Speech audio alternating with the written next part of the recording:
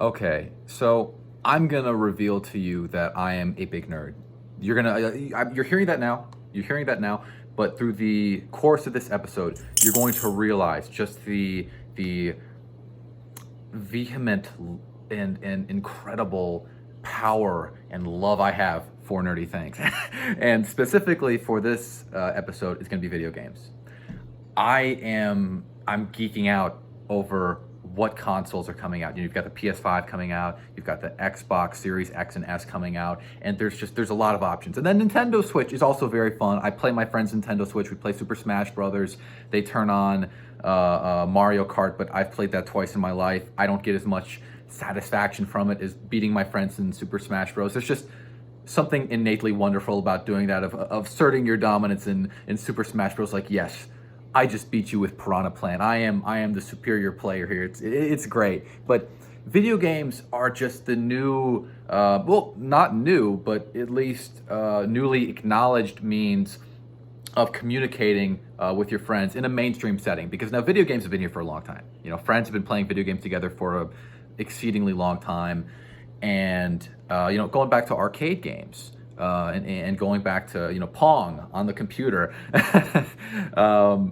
but with all of the restrictions that we have in terms of group gatherings and being able to see people that are maybe living with individuals that have health problems and underlying conditions, and there's just all this minutia of things that you can't see people in person for one reason or the other, leads to a massive growth in a desire for cross-compatible games, and also a massive rise in popularity for Call of Duty's Battle Royale mode, Warzone, Call of Duty Warzone, which you could say arguably is having an equal to maybe even greater effect that Fortnite saw just a few years ago. Maybe it doesn't have the same staying power, but it does open the door for this great cross-compatible platform, for everyone. I mean, obviously Fortnite also has a capability, but with Call of Duty, it's one of those mainstream titles that has been, churned out for a while. Year after year, it just keeps coming. And when you have a mainstream title like that jumping onto the cross compatibility, that opens up the door for a whole slew of other video games to do it. And also, other consoles just have great features. I'm up in the air as to which one I prefer. I'm going to end up getting an Xbox Series X. But I also just love the features that come with the PS5. I love the exclusives that come with the PS5. God of War 2018, I think, was one of the best games ever, at least that I've played.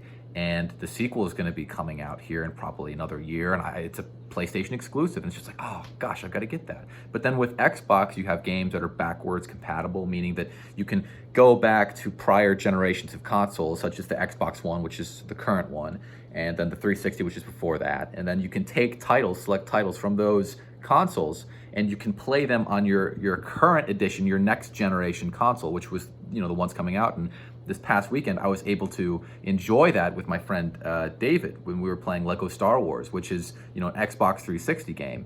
And gosh, Lego Star Wars, playing a game like that, it was honestly sad, not because the performance of the game didn't live up to prior memories and expectations, because it did. It was great. Gameplay, so fun. It was awesome. I loved it. We're going to play again later this week. But the sad part was just the fact that two, basically grown men, both 21 years old, sitting there just struggling, like, where do we go next on the map? Just looking around saying, we've been here, we built this, what are we going right now? What are we doing? And that was the only sad part. The rest of the game, fantastic. It was a great time. And that's the wonderful thing about video games, is the ability to continue to reach out to friends and use third-party applications like Discord or the game chats through the direct games and talk to your friends. So even though you aren't there in person, you're able to have conversations, you're able to communicate, you're able to joke around with them and trash talk them a little bit. And I certainly do that with David when we play Warzone, and it's wonderful. It's really, really wonderful. And you still have some people that say, video games are terrible. You should get outside and, ride a bike or, go play basketball. And now those things, you can go, do those things to a limited extent now, but there are great limitations placed on those activities with everything going on. And I think that just gives greater validity to video games. and also to gaming consoles and also PC players. PC, I'm not going to get into the nuts and bolts of every single console and every single option of gaming that's out there, but I am going to say that it's a valid hobby. I think finally now, from a ubiquitous level, we can all acknowledge it's a valid hobby to have, because people would play video games before, and I remember back in elementary school, someone, we all played video games, but if someone was considered a gamer, they were looked at as as a nerd. In cartoons, you'd be like this scrawny person, playing video games, all nerdy, no social abilities whatsoever, and it was very demeaning. So there were a lot of people that were closet gamers, and now you have this ability to say, yeah, I like video games. I'm a gamer. I enjoy this, and you have people going on streaming platforms and broadcasting their gameplay and getting paid for this gameplay, and it's a very interesting medium, and it's very revolutionary, I suppose, in terms of how it's getting us all to connect with one another. And I think video games and multiplayer platforms as well through those video games are kind of the new mainstream communication device, like the cell phone, or the fax machine, or the carrier pigeon. It's another layer and another dimension to our ability and our means to communicate with one another. And while the connotation for gaming may have not been as positive in decades past, now it's a mainstream item. There are whole sporting leagues, esports, and esports.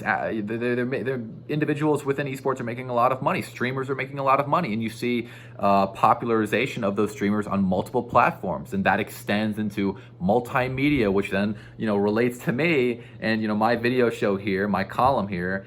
And also me now being on the radio with Rocky Top Roundup. And it all plays into it. And video games have found a way to ingratiate themselves into society on all levels, all platforms, because one, they're so darn fun, but two, it's an evolving landscape, a constantly evolving and advancing landscape, which leaves better and better products for the consumer.